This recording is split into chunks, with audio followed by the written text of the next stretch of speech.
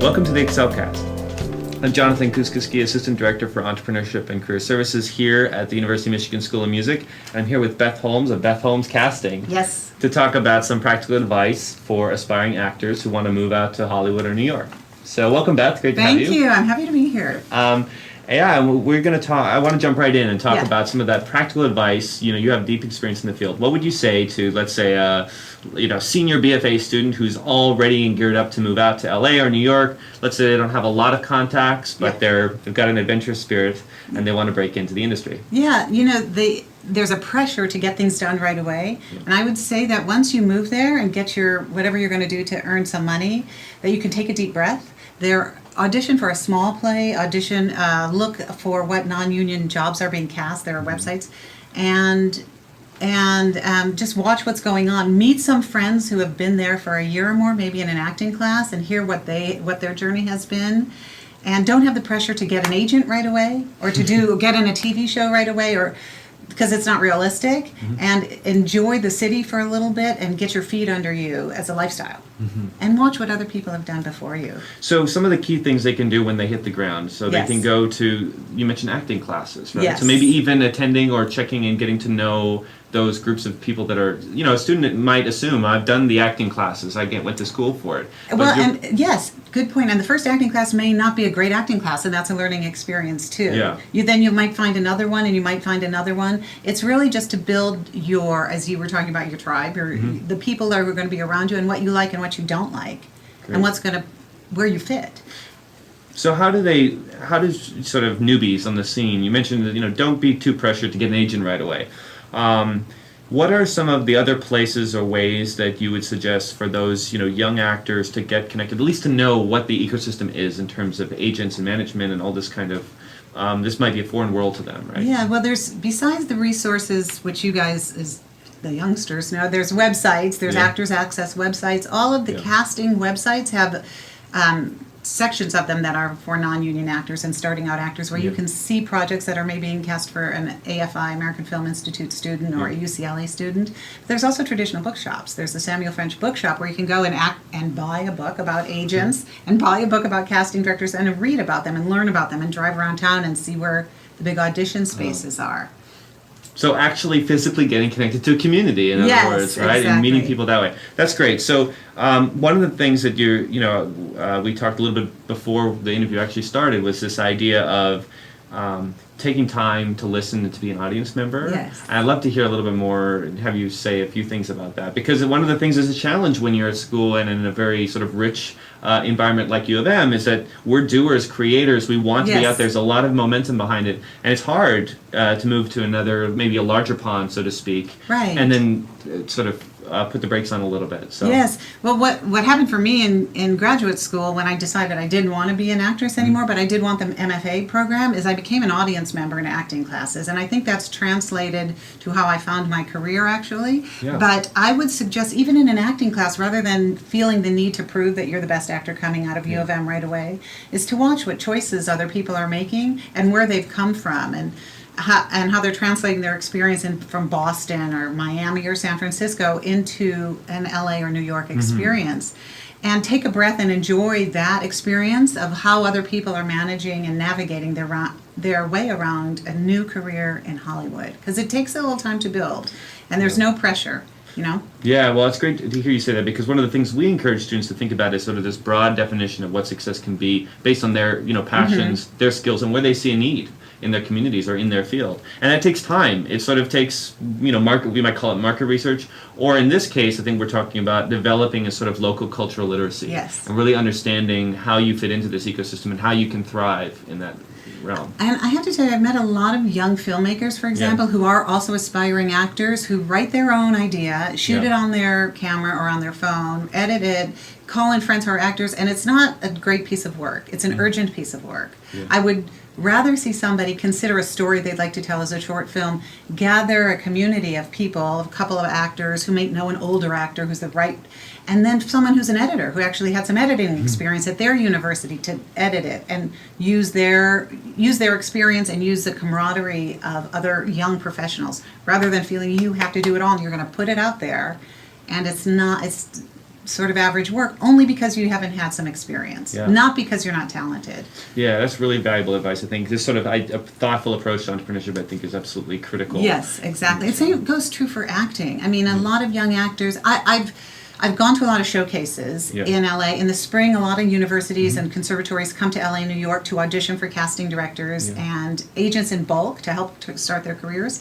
And I've met young people who I've then referred to auditions to friends or brought in myself, and their auditions were not great. And they're wonderful in their scenes that their professors have prepared and rehearsed. And so auditioning, that's a really important thing for actors, is a whole other skill set that you've done for plays here, but you've done it in a community that's safe, even if it's a part you really wanted and you didn't get. And it's a valuable thing, even though some colleges have audition workshops, to relax into auditioning for small stuff before you go to the big casting director, before you go for the most important agent.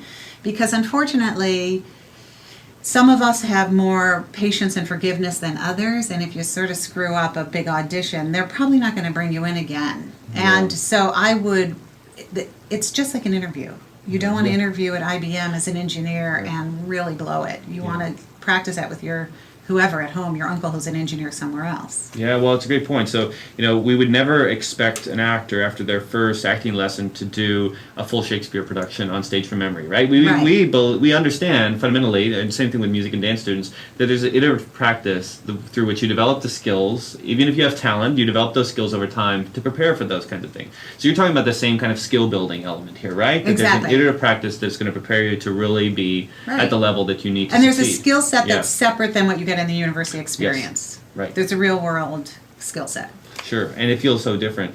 I wanted to switch gears and talk a little bit about your personal journey, because you've had such an interesting path, and so you've had such a disruptive force in a positive way in the industry. But you started as a student here at U of M, right? English. As an English major. Yes, great. But I always loved the theater and the performing arts. And back in the day, in the 80s, you didn't have to have a theater degree to audition for the plays. I see. So I had a great run, like right out of high school, and was Charity and Sweet Charity, and was in these Shakespeares, and I had so much fun, and I could go and do an English, and I had to switch to an English major, and I thought I wanted to pursue professional acting, and I didn't know what to do or how to do it, no idea. And a bunch of students were auditioning for the graduate training programs, what they were called in the day, the conservatory programs. And I went to Chicago in a car full of young people, auditioned for California Institute of the Arts and some others, and got into CalArts, where the voice teacher from Michigan was going, and the stage combat, Eric Fredrickson, who had since come back and been the dean here.